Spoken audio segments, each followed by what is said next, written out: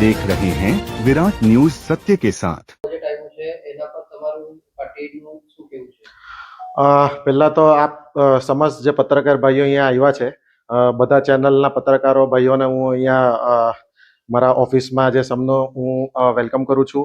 અને તમે બહુ સારો પ્રશ્ન પૂછ્યો કે આજે જે સરકારે જે ભારતીય જનતા પાર્ટી ની સરકાર છે આપણા દેશમાં, તો જે આજે બજેટ સ્લેબનું જે સરકારે જે નવું બજેટ પેશ કર્યું એ ખરેખર એક બહુ સરાહનીય બજેટ પેશ કર્યું છે ગવર્મેન્ટે આપણી.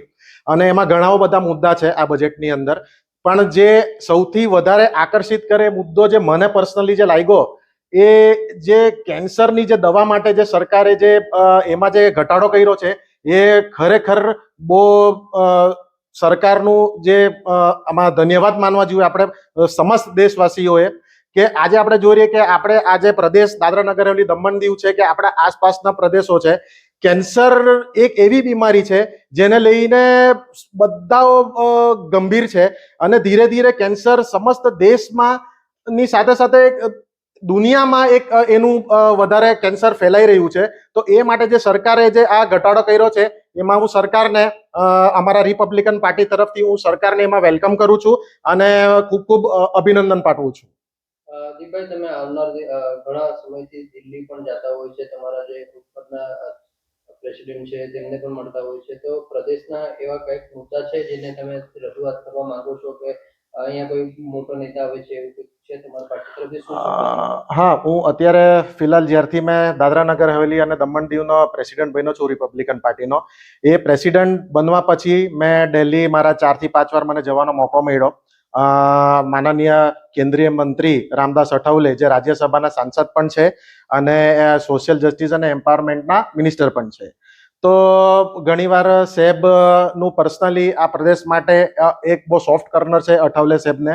અને જ્યારે પણ એમની સાથે મુલાકાત કરવાનો મને મોકો મળે ત્યારે સર સામેથી પૂછતા હોય છે કે પ્રદેશમાં શું ચાલી રહ્યું છે.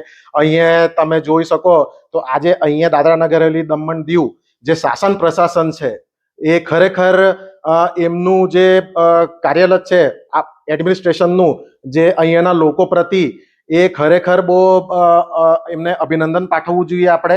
કેમ કે આજે તમે જુઓ આપણા પ્રદેશમાં આજે નમો મેડિકલ કોલેજ બની છે, પછી આટલી મોટી નમો હોસ્પિટલ બની છે. જ્યારે આપણા નાના પ્રદેશમાં કોઈ બી આજે તમે ઇતિહાસ પછાડનો ઇતિહાસ તમે જોઈ લો કે કોઈ પ્રધાનમંત્રી આટલા નાના પ્રદેશમાં વારંવાર એમની વિઝિટ થતી હોય એ બહુ ઓછું જોવા મળે છે. આજે પ્રધાનમંત્રીજી નરેન્દ્ર મોદી આપણા પ્રદેશમાં આવ્યા, અહીંયા તમે શિક્ષા જુઓ, તમે ટુરિઝમ જુઓ. આજે દમણ એક સમયમાં દમણની સ્થિતિ શું હતી ને આજે દમણની સ્થિતિ શું છે.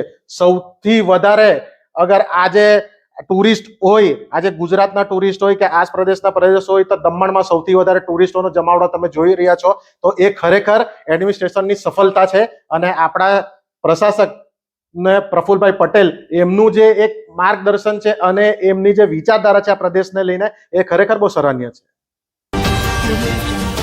आप देख रहे हैं विराट न्यूज सत्य के साथ।